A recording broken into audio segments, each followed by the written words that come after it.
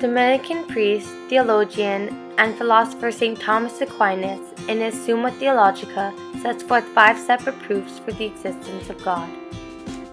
Motion. Motion is all around us.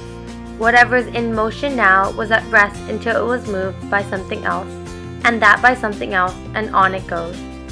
A marble cannot roll itself, but there is a force that causes it to roll across the surface. And like a line of dominoes, it takes one push for all to be set in motion. From this, Aquinas believes that there is an unmoved mover, which essentially is God, who first puts things in motion. Causation of existence. Everything in the world has its efficient cause, its maker, and that maker has its maker, and so on. Aquinas' observation tells us that no object creates itself. Some previous object had to create it. A cake does not automatically appear out of thin air.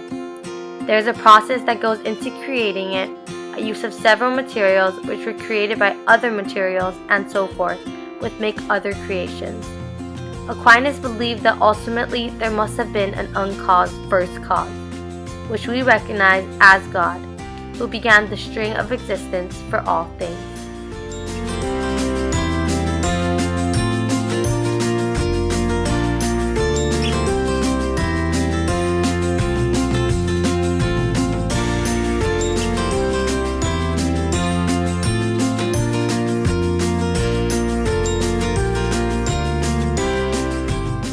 Contingent and necessary being. Contingent beings are those whose existence is not necessary. For all such beings, there is a time before they come to be when they are not yet, and a time after they cease to be when they are no more. If everything were possible, there would have been a time when nothing existed.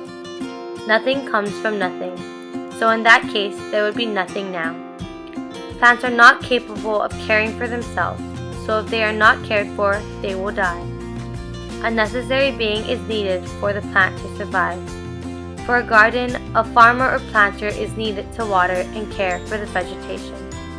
Aquinas believed that the existence of contingent beings would ultimately involve a being which must exist for all of the contingent beings to exist. This being, called a necessary being, is what we call our God.